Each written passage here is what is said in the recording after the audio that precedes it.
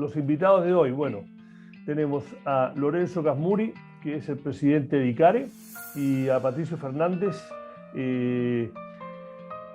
parte de la Convención Constitucional, escritor, periodista, ensayista y un pensador, analista de la situación y la coyuntura. El tema de hoy, en general, para los que no han participado antes, obviamente que se toca la coyuntura, pero esto no es un programa periodístico que vamos a meternos en el día a día de lo que está pasando, pero sí el contexto.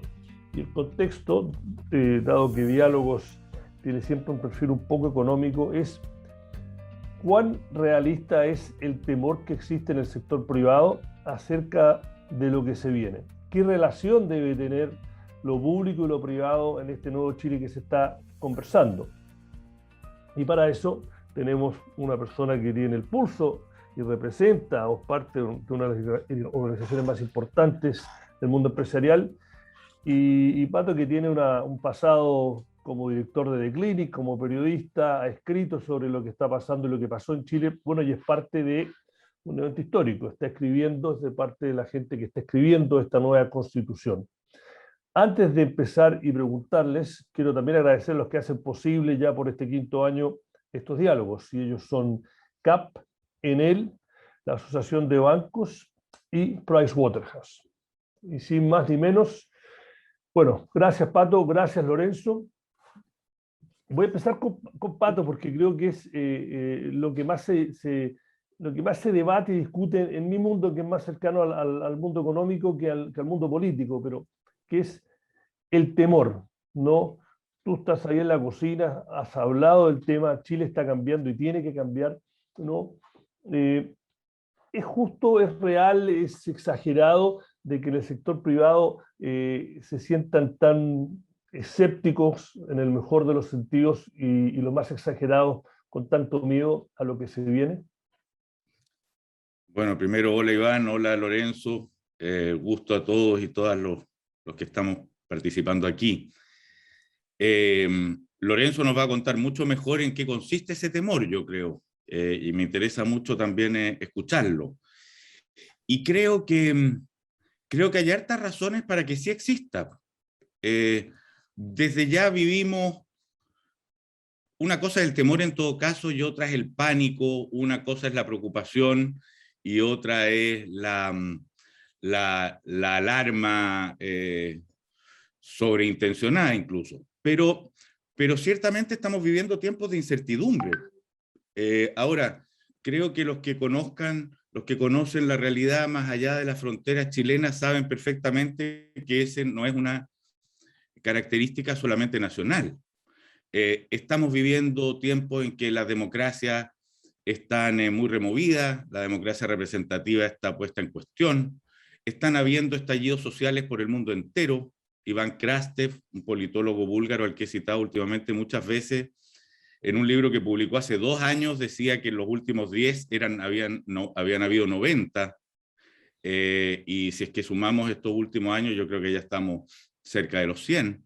En Chile estamos en una incertidumbre política que efectivamente es particular. Venimos saliendo de una pandemia que ha hecho que el Estado de Chile gaste en este año lo que no había gastado. Tú, Iván, lo podrás precisar, pero no creo estar equivocado nunca jamás a lo largo de toda su historia. Efectivamente. El estado de disolución política, digamos, de alguna manera, genera una incapacidad de ordenar también parlamentariamente, con lo que tenemos un parlamento que ya va en el cuarto 10%, en el cuarto retiro.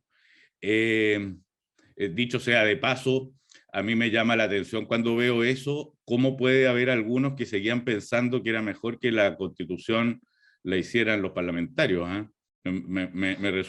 Si me resulta preocupante y complejo los que la estamos haciendo, imaginarme en los intereses parlamentarios haciéndola, podríamos terminar con algo francamente aterrador, digamos.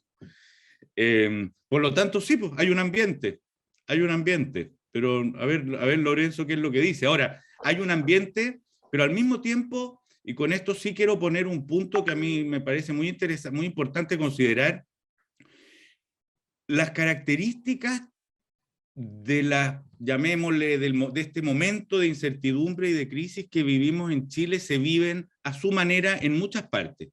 Si aquí estamos viviendo la crisis, esto coincide con el final del periodo neoliberal, en Cuba coincide con el final del comunismo, o por lo menos su estallido social, no vamos a decir que es en contra del neoliberalismo. Y la verdad es que tiene características estructurales muy parecidas. Se convoca por redes, no responde a partidos, no tiene un eje que la organiza y que la cohesiona. En fin, sucedió en Bolivia, sucedió en Ecuador, sucedió en Colombia, lo estamos viendo, yo lo viví también en Perú cuando fue la vacancia de Vizcarra, y si bien eso se está viviendo a su manera en muchas partes, la solución chilena es la verdadera particularidad. No sabemos si va a resultar, pero yo creo que no podemos sino admirarla y poner lo mejor de nosotros para que funcione, y se llama proceso constituyente. Y es, ante el desorden y la incertidumbre, una convocatoria democrática en el edificio de la historia de la democracia, que es el ex Congreso Nacional. Es decir, este desorden que vemos no manda a los distintos mundos confrontados al monte, como dirían en Colombia, ni armó guerrillas, sino que nos reunió en el mismo edificio en que se interrumpió la democracia el año 73, el mismo edificio en el que deambularon Alessandri Palma, Salvador Allende, Eduardo Frei Montalva, el edificio en el que se ha vivido esta historia desde mediados del siglo XIX. Creo que con todas las dificultades que puede tener la apuesta chilena, solo a los demócratas nos merece compromiso. Sé de muchos casos, y no solo los grandes empresarios, sino que pequeños sectores que más que incertidumbre tienen miedo y están poniendo, entre comillas, fichas afuera. ¿Cuáles son los factores, cuán fuerte es esa incertidumbre? O si uno se evade el ruido, saca el ruido, el empresario chileno, el sector privado es pragmático y se va a adecuar. Cuéntanos un poco lo que está pasando en tu país. Primero, muchas gracias, Iván, por la invitación. Pato, un gusto de compartir esta hora de conversación. Saludos a todos los que nos acompañan. Yo creo que, siguiendo la línea argumental de Patricio, no cabe ninguna duda que vivimos tiempos de incertidumbre. Sería ingenuo decirlo. Estamos en un proceso inédito. Y incluso yo miro un poco atrás. Si tú te paras, Pato o Iván, el 14 de marzo del año 2020, y alguien hubiera dicho que íbamos a vivir la pandemia como la vivimos, habríamos dicho que se fumó este señor, ¿cierto? Y efectivamente vivimos 2 años, o ya 1 año, 8 meses o 7 meses, inédito. Y ahí yo rescato la capacidad y la resiliencia del país, la resiliencia del mundo empresarial. Vivimos a partir de marzo algo completamente inédito y las empresas chilenas fueron capaces de adaptarse y los empresarios fueron capaces de aprender a hacer cosas que nunca hicieron. La digitalización se transformó en una realidad que todo el mundo habría dicho nos vamos a demorar 15 años y en meses pasaron cosas que... Luego la resiliencia que mostró el mundo empresarial y mostró la ciudadanía también es una certeza para el futuro y por lo tanto yo parto de la base de que son tiempos inciertos, pero también parto de 2 certezas. Una certeza, la primera, y déjame, Pato, hacer una reflexión respecto a lo que hemos vivido esta semana. Escuchando estos testimonios de los constituyentes, que es una épica, ¿no es cierto? El constituyente que se para y dice, mire, yo sueño con un país que tengamos educación de calidad, yo sueño con un país en que vivamos en un medio ambiente seguro y sano. Yo escucho eso y digo, bueno, me recordó el año 2015, cuando Naciones Unidas formula los 17 Objetivos de Desarrollo Sustentable, y están ahí. Y yo digo, la ciudadanía nos está hablando de algo que está arriba de la mesa hace rato, que tal vez el mundo empresarial se ha ido sumando no con la rapidez que hubiera querido. Pero fíjate, Iván, que cuando Naciones Unidas formula esos 17 Objetivos de Desarrollo Sustentable, que son muchos, pone 3 conceptos abajo. Primero, erradicar la pobreza. Segundo, proteger el planeta. Y tercero, garantizar paz y prosperidad. Y los países que están en Naciones Unidas suscribieron ese compromiso, las empresas gradualmente lo han ido suscribiendo, y por lo tanto cuando escucho a los constituyentes, Pato, yo digo, nos están hablando de esto, no nos están hablando de algo completamente ajeno a lo que hemos vivido.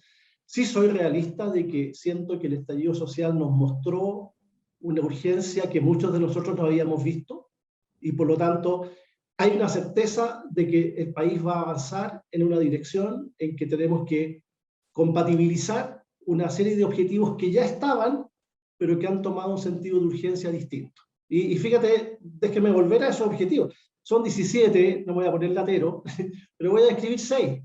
Fíjate que hay uno que dice el fin de la pobreza, educación de calidad, agua limpia y saneamiento, energía asequible y no contaminante, trabajo decente y crecimiento económico, reducción de la desigualdad. Fíjate, eso estaba el 2015 en los Objetivos de Desarrollo Sustentable.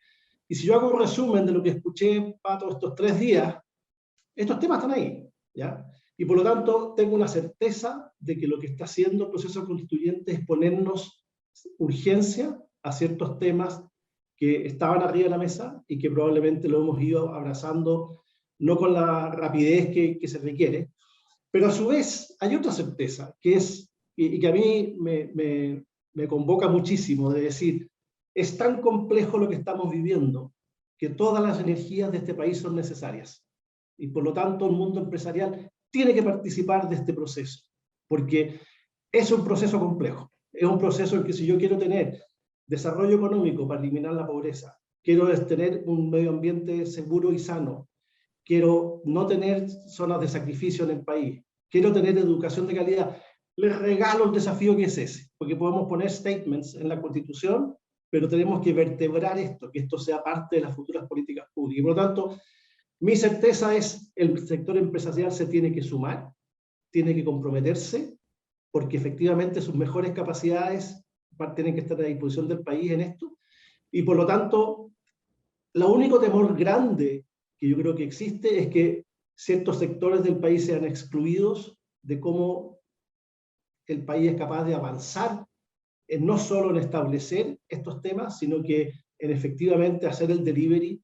Y el sector empresarial tiene un tremendo capacidad de tracción para que estas cosas de verdad ocurran. Y aquí, Iván, permíteme lo último antes de volver a la... Cuando yo hablo del sector empresarial, hablo de 1 millón de empresarios. Hablo de empresas que dan más o menos 6,5 millones de empleos en Chile. Y por lo tanto, no estoy hablando de las grandes empresas, estoy hablando de ese millón de empresarios. Empresarios que hay, así como los seres humanos somos de todas las características, hay empresarios muy buenos, más o menos, otros no tan buenos. Hay algunos que han asumido estos desafíos con más rapidez, otros más lentos. Pero es esa diversidad, y por lo tanto, cuando alguien me pregunta en una entrevista hace unos días, ¿por quién vota al sector empresarial? Yo digo que sería una falta de respeto que yo contestara eso, si estamos hablando de 1 millón de chilenos. De verdad que esa es mi primera aproximación a esta conversación. Creo que son tremendos desafíos y creo que nadie se puede restar ni ser restado de cómo construimos el país del futuro. Muy bien, Lorenzo, íbamos a llegar a lo que tú hablaste ahora, iba a ser un tema que iba a abordar un poquito más adelante, pero no quiero dejar aunque sea en corto, que nos digas en forma honesta, porque es cierto, ¿no? Un poco que le cuente a la gente que está participando acá y la que eventualmente mirará el programa que salga de esto, es no, que hay razones por las cuales hay incertidumbre en el sector privado y en algunos casos temores.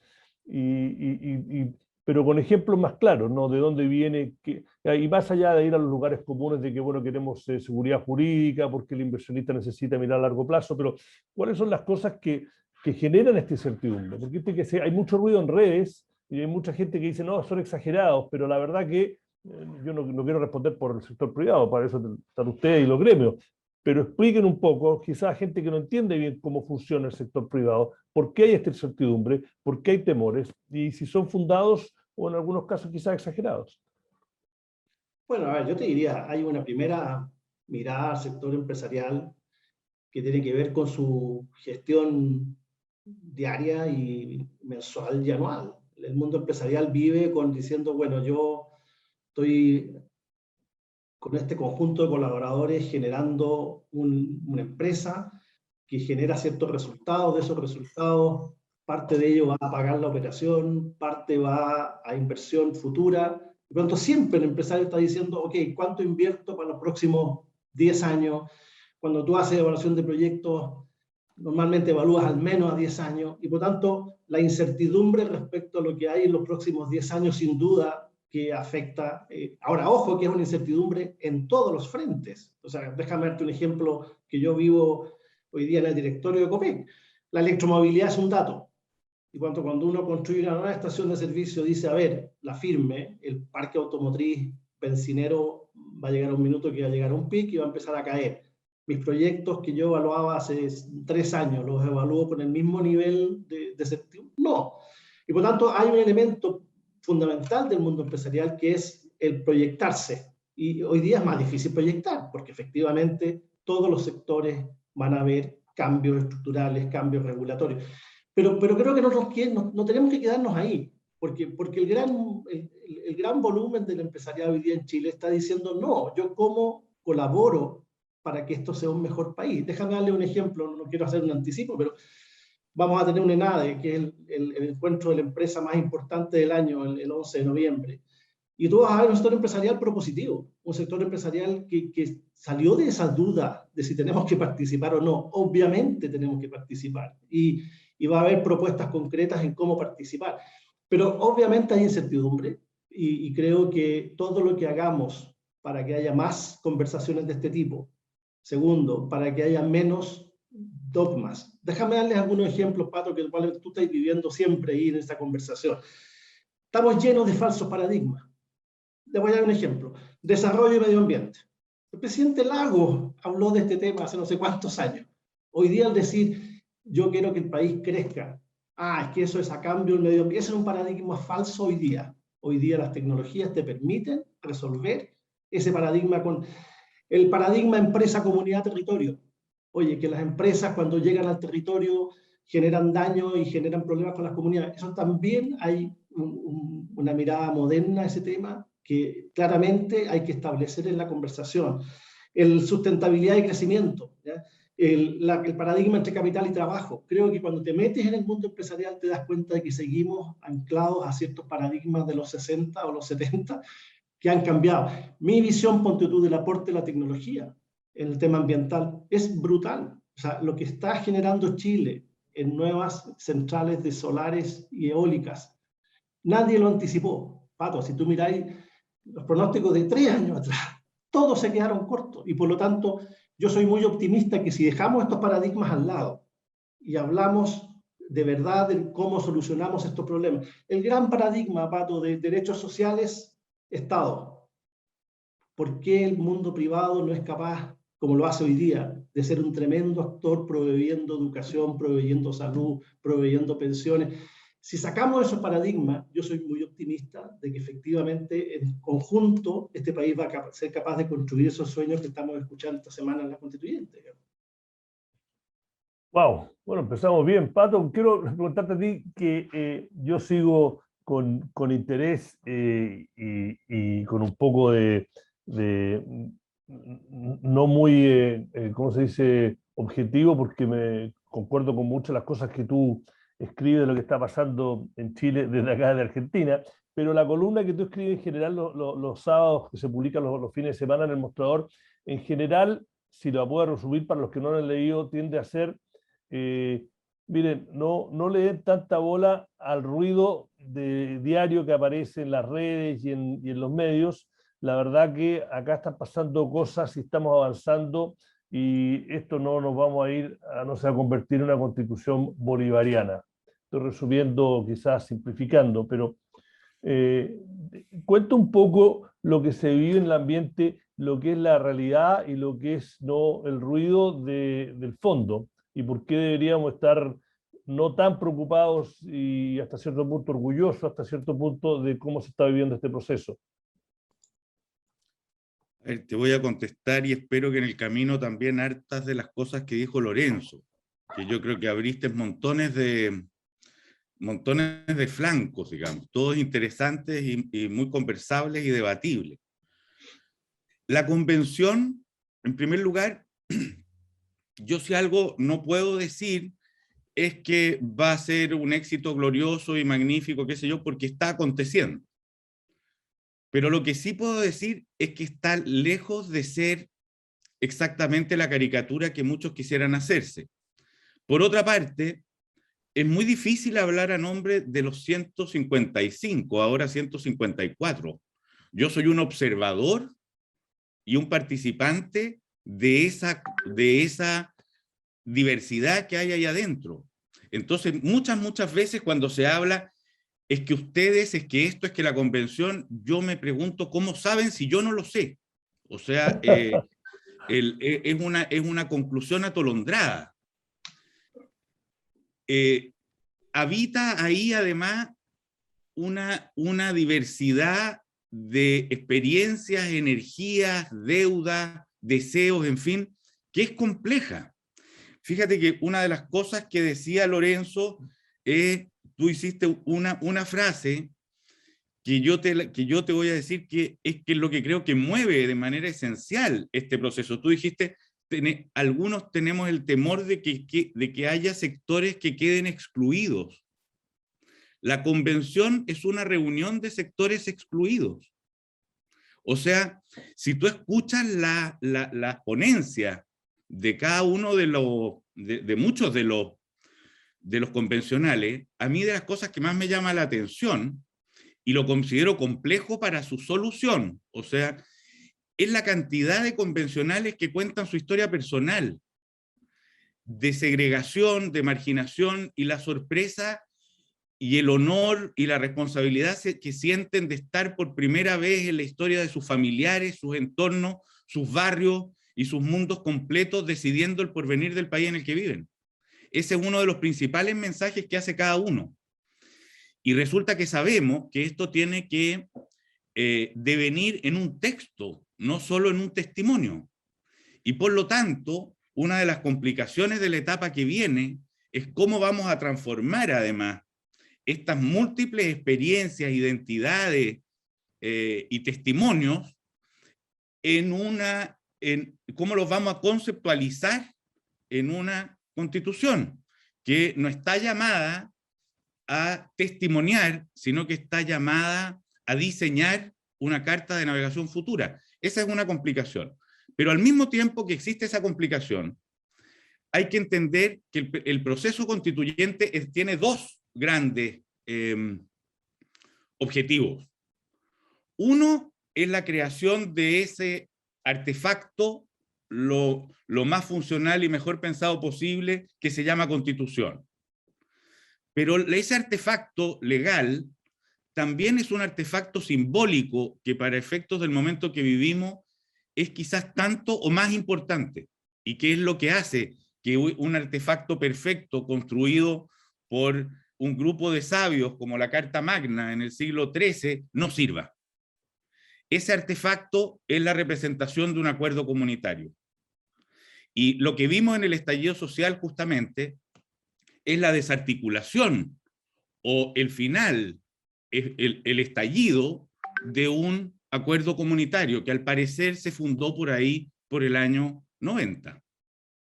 Y lo que sucedió con ese acuerdo comunitario del año 90 es que en buena medida, esta es mi apreciación de este asunto, se vio cristalizado de tal manera durante 30 años que lo que fue creciendo a sus pies, más allá de la evaluación de si es un mundo mejor, cosa que yo no dudo, que el anterior, digamos, fue prescindiendo de sus criaturas. Y la democracia no está en los tiempos para el despotismo ilustrado.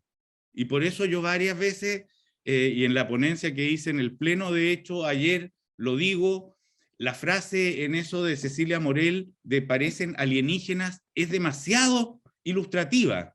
Y yo creo que sale de su boca, pero es una apreciación de todo un mundo del poder, no solo, ni siquiera solo de derecha, digamos.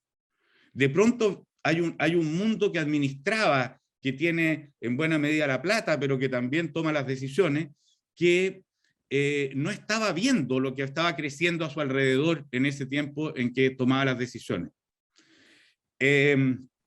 Entonces, lo que estamos viendo ahora es escuchando justamente eso. Y para volver a lo que dice Iván, lo que a mí me pasa al estar ahí adentro es que lo que sí noto es que esto es un organismo vivo. Este bicho, nadie puede... Si tú quisiste decir el día 4 de julio, ese día de la instalación, lo que esto era, te vas a haber equivocado, porque desde ese día en que las fronteras entre la calle y la convención prácticamente no existían, en que el mundo representante de Plaza Italia o Plaza Dignidad, que entraba aquí adentro, estaba fusionado con lo que acontecía afuera, ha devenido en un cuerpo distinto, que ha ido ejercitando unos músculos que no conocía, yo no los conocía, que se llaman, por ejemplo, la creación de normas. Yo no sabía lo que era la palabra indicaciones, y créeme que inmensísima mayoría de los ahí presentes tampoco. Lo que partió siendo un mundo de sospechas exacerbadas, o sea, acercarse a la derecha era como acercarse a un mundo envenenado. Había muchos que no se atrevían porque los hubiera manchado, era como que te hubiera convertido, digamos, en un pecador por contacto con el pecado. Eso ya hoy día se acabó y todos fuman entre medio de los pilares del Congreso y se toman café en conjunto y pelan, y se han generado distintos tipos de relaciones y amistades. Se empezaron a formar grupos allá adentro. La estructura política al interior de esto no tiene nada que ver con la de los últimos 30 años. No existe la concertación. No hay tal. Hay un demócrata cristiano. Los representantes del colectivo socialista, no hay ningún olor a José Miguel Insulza en ese colectivo socialista. 2 de ellos son homosexuales y andan con mascarillas militantes al respecto. La lista del pueblo se ha ido desmembrando, van pasando cosas. Entonces, yo no puedo adelantar que todo vaya para bien. Sucede, o sea, yo creo que sí, digamos, yo creo que todo avanza para bien. A veces me desespera ver que las cosas no pasan lo rápido que quisiera, pero nos olvidamos que han transcurrido 3 meses. Y nos olvidamos que en esos 3 meses ya se ha aprendido bastante. La derecha no es una sola, hay 2. Basta escuchar los discursos en el Pleno también ahora, escuchar a Monkever y escuchar a Hernán Larraín y escuchar a la Marcela Cubillo. Una está en guerra, quiere creer que todo lo maneja el Partido Comunista al interior, están emitiendo señales permanentes que boicotean la convención, y la otra mitad quiere ser parte. Esto que estoy diciendo no es una interpretación, lo experimento, lo converso, lo sé. O sea, estoy hablando por ellos. Quieren ser parte, quieren participar, entienden que aquí hay unos niveles de transformación. En fin, entonces el bicho se mueve. Si uno ve cómo fueron las elecciones de las coordinaciones de las comisiones de trabajo con las que esto se va a construir en los próximos meses, no podría decir que esto lo maneja el Partido Comunista. Si no sacó creo que una coordinación de 18, y en pareja con otra persona, fruto de un negocio electoral, por lo tanto no es así. O sea, y tenemos reto además, de alguna manera Lorenzo lo decía también, los nuevos paradigmas, y aquí también hay algo que es interesante, con esto me quedo callado para que sigamos la conversación. Tú estando allá adentro, te das cuenta de que hay algunas cosas que más te vale ir dándolas por hecho y ver cómo las vamos a procesar para que sean virtuosas y no extremadas, pero que ya están. Y que hace muy poco tiempo atrás tú hubieras dicho, no, esto es un delirio, ¿hasta dónde vamos a llegar con la locura? Bueno, y que te vas dando cuenta que va formando parte del mundo. Ya se habla de los derechos de la naturaleza, por ejemplo. El otro día, en una indicación de y yo empiezo a entender lo que estamos hablando. No solo lo empiezo a entender, lo empiezo a asumir. Siempre lo he entendido porque es un tema que me interesa, pero lo empiezo a considerar muy incorporable al devenir. Claro, cuando se habla del tema del extractivismo, si alguien viene y dice no se va a sacar un solo mineral de la tierra, vamos a estar de acuerdo que cómo vamos a hablar de derechos sociales, cómo vamos a hablar de crecimiento, cómo vamos a generar las transformaciones que queremos si estamos negándonos a lo que es hoy día el principal sector de la matriz productiva chilena. Por lo tanto, no nos va a funcionar. Pero si queremos imaginar que eso va a seguir siendo igual que antes, no. Esos procesos extractivos van a tener que aportarle de una manera infinitamente más grande a la comunidad y a la transformación de las matrices futuras. Van a tener que tener atención al entorno natural de una manera que nunca antes tuvieron. La presencia de las mujeres en la convención no solo son la mitad más poderosa de la convención. La presencia de las regiones, esta convención, no te quepa ninguna duda, y mejor pensémoslo cómo se hace para que sea bien, tiene una presencia repartidora del poder a lo largo del territorio y de sus culturas que hay que asumirla, y que a mí me parece muy virtuoso. Y ahí entra también la plurinacionalidad. Y la plurinacionalidad nos va a faltar definirla, pero dala por hecha. Y va a tener el significado no solo del reconocimiento de culturas anteriores al Estado chileno, sino de participaciones locales mucho mayores, una democracia que se agiliza más allá de las elecciones cada 4 años. El gran tema entonces va a ser cómo lo hacemos bien. Porque de que esto se va a tener que hacer, se va a tener que hacer. De que estamos en ese sentido en un giro epocal, no solo global, sino que termina un ciclo de entendimiento neoliberal, un ciclo neoliberal chileno. Sí. ¿Significa el fin del capitalismo? No, significa al revés, una manera de buscarle su sobrevivencia, te diría yo. Porque para que eso sobreviva, lo que va a tener que entender también el mundo productivo es que se requiere paz social. Y uno de los grandes retos de la convención es la construcción de paz social. Y habría que meterla esa entre los otros índices que el empresariado necesita para apostar a largo plazo. O sea, aquí tiene que haber una especie de nuevo pacto como el que hubo a mediados finales de los años 40 del siglo pasado, después de la Segunda Guerra, que de alguna manera es una nueva conversación y que le dio estabilidad al siglo XX europeo, que es la conversación entre el aparato productivo y la política. Vamos a ver si lo hacemos bien. Bueno, me deja perfecto. Disculpen que me sonó justo el teléfono, pero bueno, son los tiempos que vivimos y cómo se trabaja ahora. Lorenzo, yo quiero usar lo que tan elocuentemente habló y explicó Pato para ir un poco al pasado, ¿no? A mí me gusta el hecho que el dicho estamos donde estamos y hay que mirar para adelante, pero creo que hay que mirarle un poco darle un poco de contexto. Yo vengo, no puedo yo viví mucho tiempo afuera de Chile, pero yo vengo de ese mundo de las comunas del rechazo, físicamente, se podría decir originalmente, ¿no? Y yo todo el tiempo que estuve afuera de Chile no era una persona que miraba todo el tiempo, ni que me metía en internet a ver qué pasó con un español aquí en mi equipo, etc. Y cuando volví el 2012, yo venía de un mundo socialdemócrata, tecnócrata, economista, pero a mí me costó muy poco tiempo darme cuenta que había algo muy raro en cómo estaba, en lo que funcionaba y en lo que no funcionaba del modelo.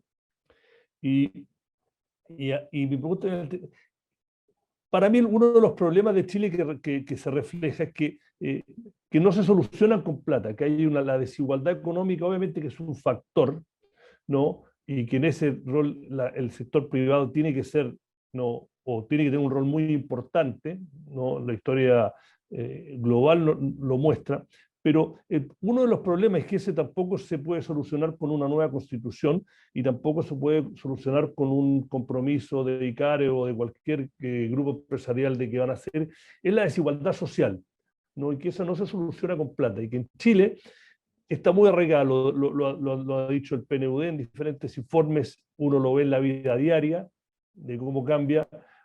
Entonces, como empresa, porque las empresas en ese sentido tienen el pulso diario, tienen trabajadores, se tratan con los consumidores. ¿Cómo abordan eso? Porque ¿no? Cuando uno ve el enojo, ¿no? O lo que yo leo, lo que fue el enojo que terminó el estallido, venía mucho más de una desigualdad social que de una desigualdad económica, sin negar de que eso existe. ¿Cómo hace el sector privado? ¿Cómo aborda eso? Esta como élite económica endegómica, ¿no? Endémica o muy cerrada que tenemos. A ver, yo te diría, si me permites, quiero enganchar antes de responderte a un tema que tocó Pato que me parece súper relevante. Me encanta esta descripción que hace Patricio del mundo interno de la constituyente. Y que es una realidad, ¿no es cierto?, de una evolución de todo un grupo de gente que está moviéndose hacia ciertos consensos, que se producen nuevos conocimientos entre ellos, pero también hay que lograr que eso acompañe o sea permeable a cómo el país también está cambiando. Y por lo tanto, cómo lograr que la constituyente tenga una referencia a su conversación interna, pero también esté sensible a la discusión pública que hay en cada uno de estos temas. Y en particular, déjame darte un ejemplo que a mí me parece fascinante, que es el tema del extractivismo, que tú tocaste, Pato.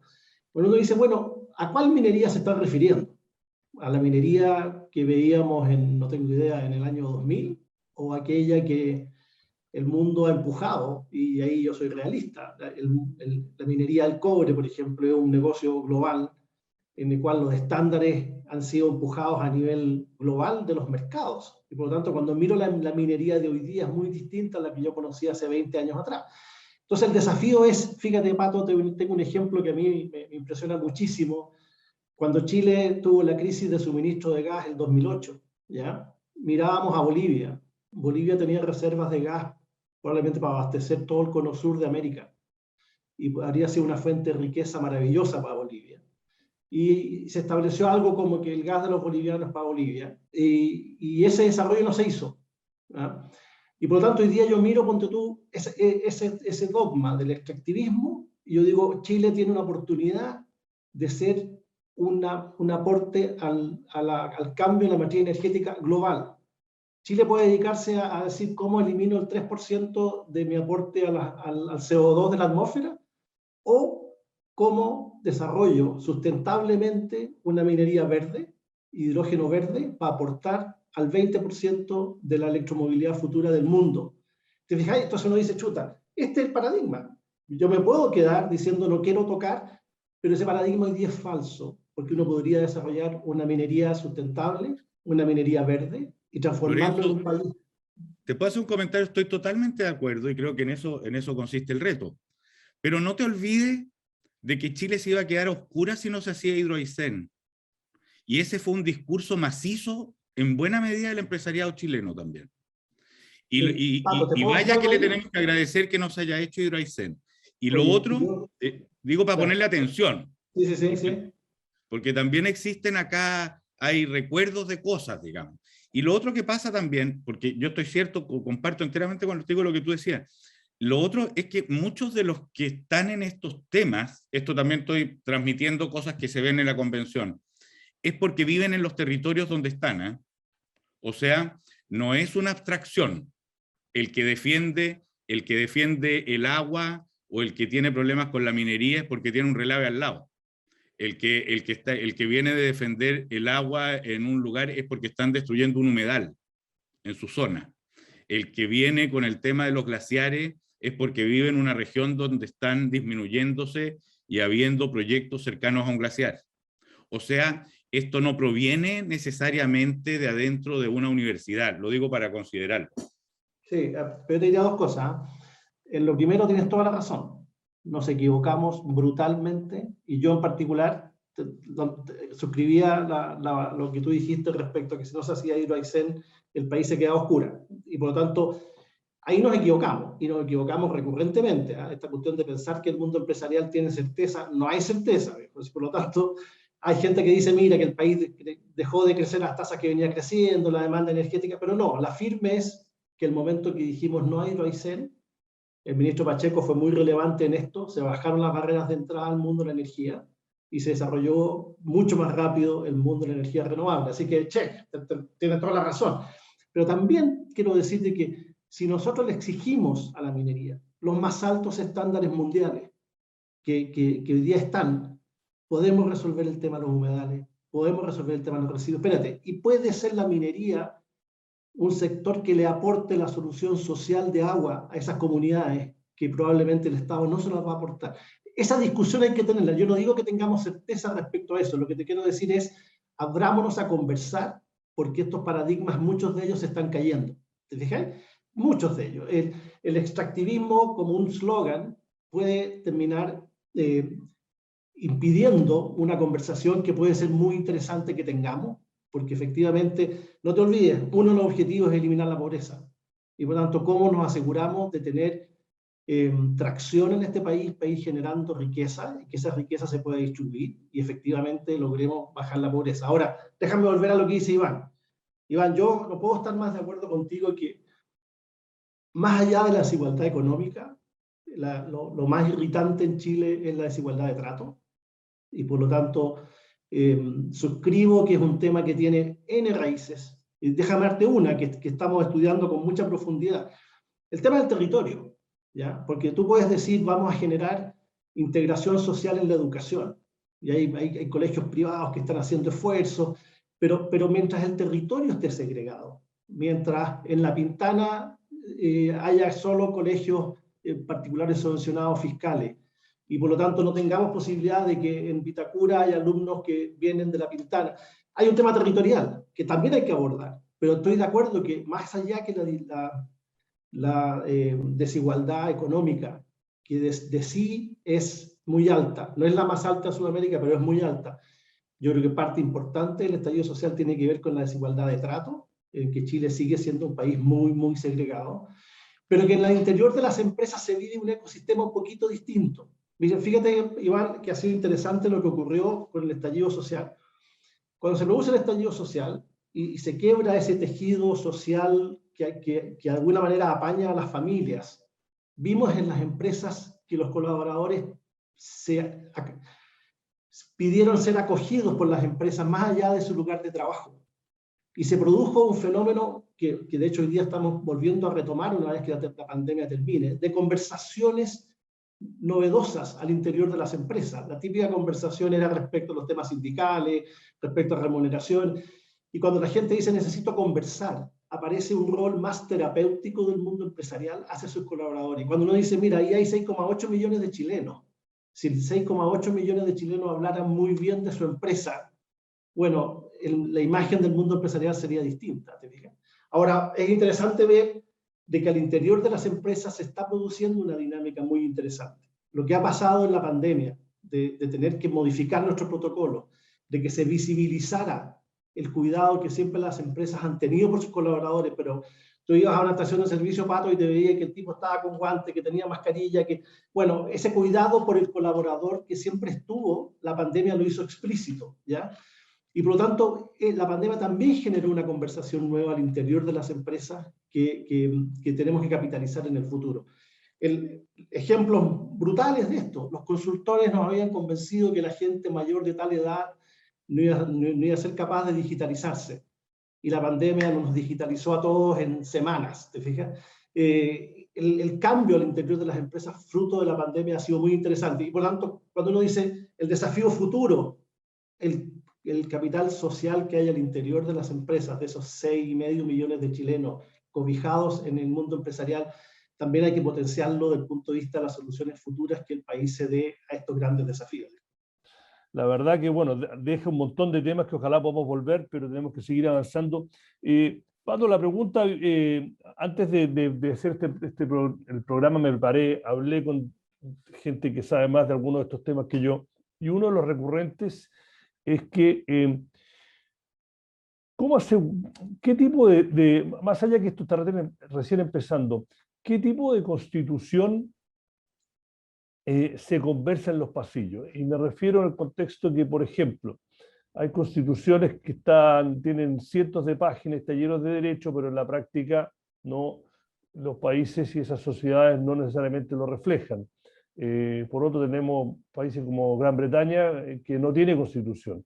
Estados Unidos, que tiene una constitución de 18 páginas. No, yo doy un ejemplo, yo tengo una historia larga por familia, etcétera, y ahora estoy en Argentina.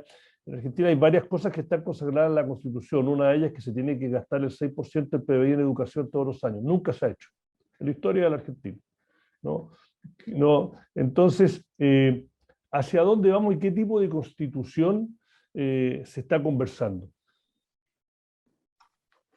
Mira, dos puntitos nomás muy rápido antes de contestarte directamente. Sí.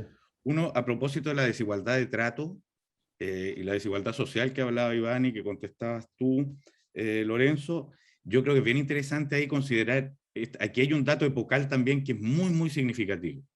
Estamos viviendo tiempos en los que todos tenemos el mismo teléfono celular y el acceso a la información, por primera vez en la historia humana, está tan cerca el del más rico y el del más pobre.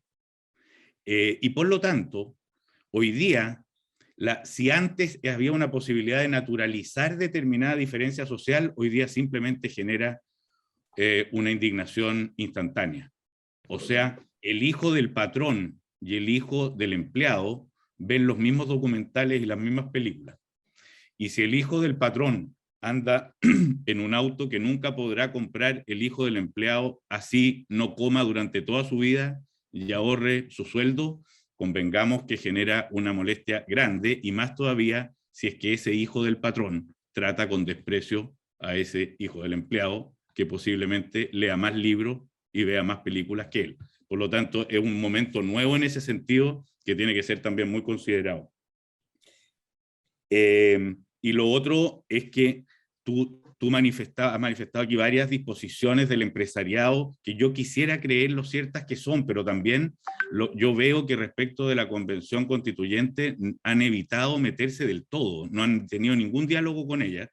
Y por otra parte, conversé con un montón de gente en esos tiempos del estallido social y en el mundo del empresariado, te contestaban bastante, todos los que eran honestos, los que se soltaban las trenzas y hablaban con honestidad, decían, estiramos mucho la cuerda.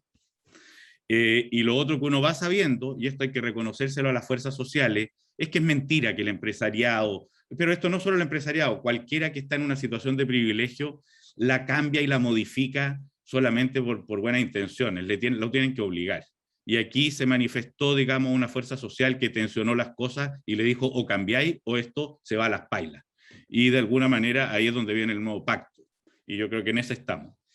¿Qué constitución se habla?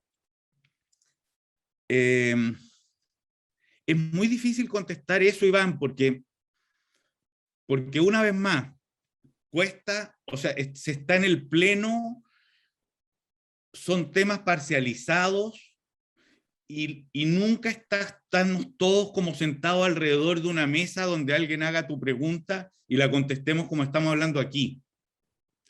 Esto lo digo como para tratar de poner en términos de crónica lo que estamos hablando, ¿eh? O sea, no en la abstracción, sino que imagínense la realidad real de esto. Yo he hablado con muchos de qué constitución imaginamos y sospecho que otros habrán hablado con otros de qué constitución imaginan. Por supuesto. Lo que veo más es qué cosas muchos imaginan que debiera tener la Constitución. Y por eso es que el trabajo de aquí en adelante es justamente la coordinación o ver cómo hacer que todo ese yo imagino que aquí pase tal cosa confluya en un texto coherente, llevadero y administrable por la política contingente que tendrá que hacerse cargo de esa Constitución.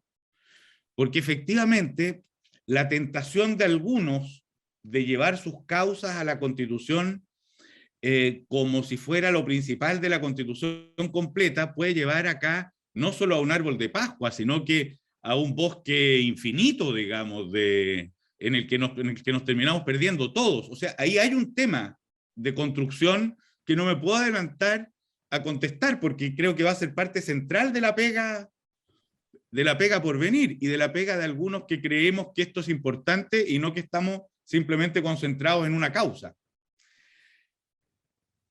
Por supuesto que los que saben más, los que entienden más del tema que estamos hablando, saben que una norma constitucional no define una política pública concreta y específica, sino que establece los lineamientos del Estado y los compromisos que vamos a tener unos con otros de manera en tal grandes rangos que permita que eso se realice de maneras diversas dependiendo de lo que va pasando en el devenir. Pero no todos van a estar en esa actitud tampoco. Vamos a tener que ver cómo se trabaja eso.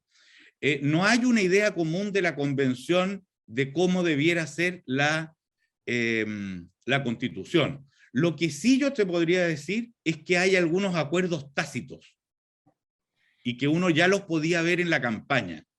Y algo mencionaba un poco antes. Ya los podías ver en la campaña, y si ves la composición de la convención queda muy ratificado. Vamos a pasar, lo que pasa es que estos titulares grandes que voy a decir, les va a faltar la bajada, o sea, lo importante, cómo se van a llevar a la práctica. Y sabemos que el diablo habita en los detalles, digamos. Por lo tanto, ahí es donde se va a jugar esto. ¿Vamos a pasar de ser un Estado subsidiario a ser un Estado social de derecho que establece derechos sociales, lo reconoce y garantiza? Sí. Se lo firmaría. Me estoy adelantando a una discusión, pero no tengo ninguna duda al respecto. ¿Vamos a ser un Estado plurinacional? Sí. Después veremos en qué se traduce esto realmente, porque hay una gran amplitud de posibilidades de realización de un mismo titular. Se va a recuperar el agua, va a haber un nuevo estándar de relación ecológica, absolutamente sí. O sea, va a haber otros niveles de protección de la naturaleza. Va a haber una nueva distribución del poder que va a ir desde las regiones hasta las comunas y desde el presidente hacia el parlamento. O sea, va a haber una modificación del sistema de gobierno que no puedo decir a dónde va a llegar. No sé si va a ser parlamentario, semipresidencial o un presidencialismo atenuado, pero alguna de esas tres va a ser. O sea, no va a seguir tal como está. Y a lo largo de las regiones, las atribuciones y los poderes locales van a aumentar, no tendría ninguna duda. ¿Van a haber espacios de democracia directa? Supongo que sí. No puedo adelantarme a cuáles y espero que todo esto se haga bien.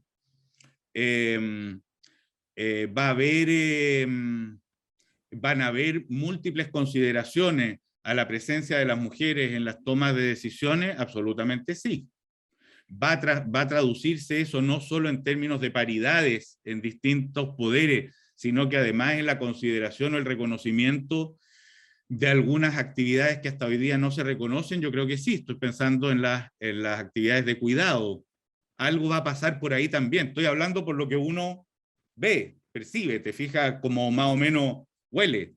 Un reconocimiento a esas mujeres que no tienen ningún tipo de seguridad social, ni sueldo, ni ingreso, y que le dedican su vida cuidando a hijos enfermos, padres viejos, etcétera. Algo va a pasar por ahí también, yo creo que sí.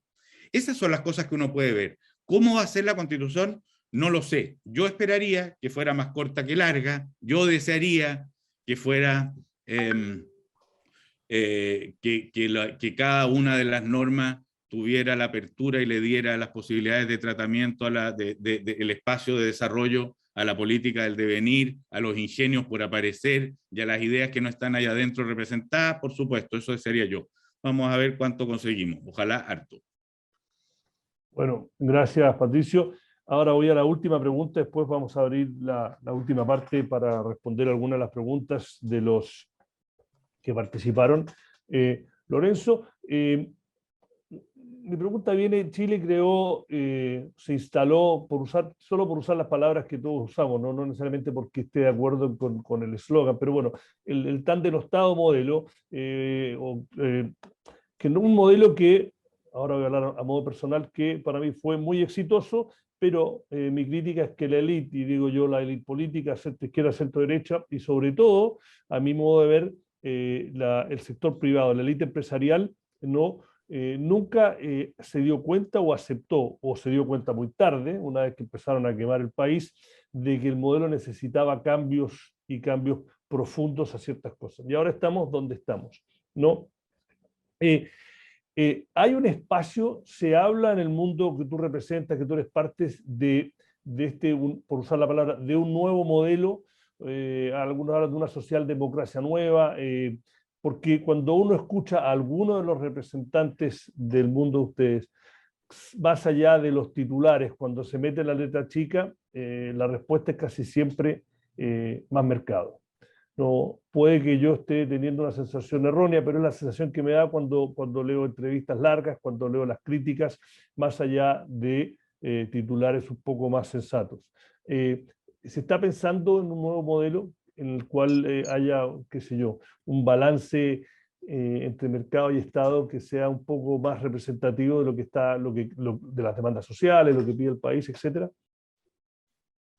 A ver, yo te diría, primero vuelvo a la reflexión inicial. Cuando uno habla del mundo empresarial es un mundo muy heterogéneo, muy diverso, en tamaño, en evolución conceptual de esta discusión, pero claramente yo veo una evolución muy significativa y creo que todos tenemos que ser honestos de que no solo el sector empresarial no vio a tiempo el tamaño del dolor de las demandas sociales. Y permítanme hacer un punto nomás, que me parece que el mundo político no se ha hecho cargo. El diagnóstico de la debilidad del modelo de pensiones es de la época de Bachelet 1. Y yo voy a la Comisión Bravo, el anexo 3, que son 4 páginas, y ahí está claro el diagnóstico. Y no se modificó nada de eso por discusiones políticas eternas, y por lo tanto creo que tanto el mundo empresarial como el mundo político y el mundo social en general no anticipó, más que no anticipó, no tuvo la empatía de percibir los dolores sociales que estaban afligiendo a nuestros ciudadanos a tiempo. Yo creo que eso es un dato, y yo creo que nadie te podría decir hoy día de que no, efectivamente hay que seguir exactamente lo que veníamos haciendo. Yo creo que eso cambió radicalmente, ¿ya? Segundo, creo que nos falta también mirar de que el futuro es un futuro mucho más diverso, y por lo tanto me asusta la mirada de que sea solo más Estado. No hemos discutido, por ejemplo, la indispensable modernización del Estado. La pandemia nos mostró todo el potencial que hay cuando el mundo público y privado trabaja juntos. Cuando aparece la pandemia, decimos, señores, las camas UTI se administran centralizadamente, y me importa un carajo que esa cama sea pública o sea privada, pero tengo un señor que tengo que meterle un respirador. Y resulta que uno dice, bueno, si en cada uno de los temas que vamos a abordar, y que, ojo, me parece súper interesante, Pato, que cuando tú describes los temas que van a estar, yo creo que no hay mucha discusión en eso. Ahora, ¿cómo logramos tener un Estado social de derecho que haga el delivery y que tengamos una reducción de las colas de espera de salud, que tengamos mejor educación pública, que tengamos un sistema de pensión? Porque una cosa es la declaración. Y en esa solución no veo ausente al mundo privado, al revés. Creo que si el país se farrea todo el potencial del mundo privado, lo vamos a hacer mal. Pero estoy contigo, Iván, que para eso el mundo privado tiene que evolucionar, y ya ha evolucionado mucho. O sea, este modelo de empresa, es decir, la empresa es propiedad de sus accionistas y busca cumplir las normas y maximizar la rentabilidad. Ese modelo está obsoleto hace mucho rato, y por tanto las empresas hoy día están diciendo, mi foco es crear valor para mis colaboradores, para las comunidades de donde opero, para mi accionista, para el país. El modelo de libre mercado se crea en un escenario de un universo infinito de recursos. Cuando aparece el desafío ambiental, el mundo entero ha tratado de ir a tarificar el daño ambiental, ponerle criterios de mercado, pero políticamente ha sido difícil. Fíjate bien, Obama 1, Pato, Obama 1 tenía en su plan de gobierno tarificar el CO2 en Estados Unidos, y no fueron capaces de hacerlo. ¿Por qué? Porque políticamente se significaba subir el precio de la gasolina no sé cuántos centavos por galón. Entonces, creo que la única complicación que hay es cómo sumamos todas las mejores energías para que efectivamente construyamos un mejor país y esos derechos sociales efectivamente se puedan generar, que la plurinacionalidad se exprese en cosas concretas para la gente, que la experiencia española en regionalización es súper interesante de estudiar. No basta con regionalizar y distribuir recursos. ¿Cómo los vamos a administrar? El mundo empresarial no tiene una opinión ahí. La opinión es, hagámoslo bien, porque efectivamente hoy día sabemos que a nivel de municipios hay alta corrupción. ¿Cómo nos damos una gobernanza que acompañe a una descentralización que es indispensable? Pato, el que se sigan tomando decisiones que afectan a Putre en el Ministerio de Vivienda en Teatino es una locura, ¿ya? Ahora, ¿cómo avanzamos a que eso se haga bien? ¿Ya? Y por lo tanto yo creo que está la reflexión, está el mundo empresarial diciendo nos vamos a sumar a este tremendo desafío, y podríamos discutir si nos demoramos en hacerlo o no, pero creo que ya es irrelevante. Lo relevante es cómo en este proceso en que el país está definiendo las reglas para los próximos 30 años, no restemos el aporte de un sector tan relevante para el país. Ese es como que hay matices, que hay gente que está más apurada que otra, pero yo reconozco que nos compramos el modelo de Chicago en exceso y que había una serie de paradigmas, Pato, por ejemplo, uno de decir, mira, si el sueldo mínimo sube 3 puntos por arriba del IPC, vamos a generar desempleo. Mi hija, que es doctora en economía, me dice, papá, hay de todo. Hay buenos estudios que dicen que sí, otros que no, y por lo tanto creo que todos tenemos que sacar los dogmas y paradigmas que nos compramos. La gente de derecha, de centro, de izquierda, los empresarios, de manera a tener la mente abierta a la evidencia comparada. Déjame darte un ejemplo, Pato. Yo vi llegar el hombre a la luna, yo soy más viejo que ustedes dos, el año 68. La NASA, hoy día todos los vuelos... 69, porque es el año 69. Que yo nací. Ok, yo estaba en el colegio. Bueno, y hoy día los vuelos espaciales los hacen empresas privadas. Vamos a Estados Unidos, anda a ver la crisis que hay en el modelo de salud, porque efectivamente las compañías de seguro han llegado a un tamaño tal. Entonces creo que todos estos temas, si miramos el mundo, son desafíos muy grandes. Entonces, el único mensaje como central que yo quiero transmitir es: el mundo empresarial tiene que ser parte de la solución, porque tiene capacidades importantes en cada uno de estos temas. No hay que mirarlo con desconfianza. ¿Cómo la gente que sabe de minería no va a estar en la discusión del país extractivista o no? ¿Cachai? Tiene que estar, con toda la discusión que tú tienes, porque uno tiene que decir, en la minería hay historias tremendamente dañinas desde el punto de vista medioambiental, pero si yo veo las cosas que se han hecho en los últimos años, hay tremendos aportes. ¿Cómo nos sacamos lo mejor de los dos mundos y no nos excluimos unos a otros en la construcción del futuro? Ese es como gran mensaje. Pero te puedo hacer un comentario muy breve, perdón, claro. Iván, es muy corto para aportar a eso. Yo no tengo duda que lo mejor es mirarse con confianza, pero creo que habría que ser entre ciego e hipócrita para desconocer por qué hay desconfianza. Y creo que el gran esfuerzo de la construcción de confianza, en este caso, lo tiene que hacer quien ha generado desconfianza. Es una responsabilidad más del mundo del poder y del empresariado que de la otra parte. Lo explico en corto. Cuando ahora muchos dicen, ay, pero ¿cómo que gente más terrible no quieren llegar a acuerdos? Ahora que te están obligando a ti a algo que no te gusta, dices eso, pero mientras decidías tú nunca buscaste el acuerdo con el otro. Entonces, quien tiene que mostrar una nueva disposición democrática de manera muy efectiva, muy confiable, no solo discursiva, sino en actos, es en buena medida en este sentido el sector empresarial, porque si no, con justa razón, va a haber otra parte que va a estar pensando que lo que tiene que hacer es evitar que continúen creciendo los espacios de abuso. Yo creo lo mismo que tú, pero lo que sí creo, porque, o sea, creo que sin un aparato productivo sano, ágil, inteligente, etcétera, no se puede proveer todos los bienes sociales y los mayores bienestares que deseamos para la población. Pero la construcción de esa confianza tiene una responsabilidad mayor que otra. Déjame hacer unos patos. Iván, sorry, pero que esto es un temazo. Espérate. Y de hecho, déjame decir el dolor que me produce que esta semana haya una denuncia de la Fiscalía Nacional Económica contra empresas de retiro de valores. Cierto, todavía no está juzgado, pero cada uno de estos eventos son destructores de confianza y el mundo empresarial ha tenido hartos de estos. No son tantos, pero muy dañinos, y por lo tanto estoy contigo de que la reconstrucción de la confianza es fundamental. Segundo, el mundo empresarial también, y estamos trabajando en eso, al resolver los microabusos que llamamos, Pato. Todos los días hay empresas que no somos capaces de cumplir nuestra promesa, y si no la cumplimos tenemos que hacernos cargo y tenemos que ser empáticos, y estamos trabajando en eso. Dicho eso, acéptame lo siguiente, Pato. El mundo privado, el mundo de las empresas ha modificado su gobernanza con una agilidad infinitamente mayor que el mundo político, el mundo público. ¿Te fijas?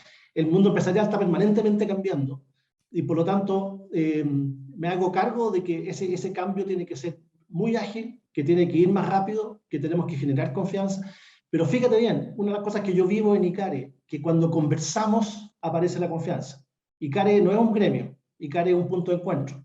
Y cuando nos encontramos gente tan diversa, en una mesa de conversación y se bajan los dogmas y paradigmas, se empieza a reconstruir la confianza. Pero es un gran proceso, ojo, están todas las instituciones del país castigadas desde el punto de vista de confianza. Pero estoy contigo, es un tema que tenemos que partir nosotros reconstruyendo, sin ninguna duda. Bueno, salgo un poco más optimista de lo que empecé, ¿no? Usando las palabras de Lorenzo. Yo ahí me hiciste acordar de una cosa que decía, de las tantas cosas brillantes que decía Churchill, que decía, ¿cuál es el punto de ser pesimista? ¿No? Bueno, no arrastra. Así que bueno, con esas palabras de ambos, les doy muchas gracias a todos los participantes. Nos pasamos en un minuto. Pato, gracias y suerte en el rol muchas que estás gracias. cumpliendo. Lorenzo, muchas gracias por participar. Suerte en ENADE. A los 72 personas que en su momento se sumaron, le doy muchas gracias. Le doy gracias a CAP, le doy gracias a Enel, a Pricewaterhouse y a la Asociación de Bancos por hacer esto posible. Y será hasta una próxima ocasión. Muchas gracias a todos. Muchas gracias, Iván, por la invitación. Saludos a todos. Iván, chao, Lorenzo. Un gusto. Chao, Pato, que estés bien.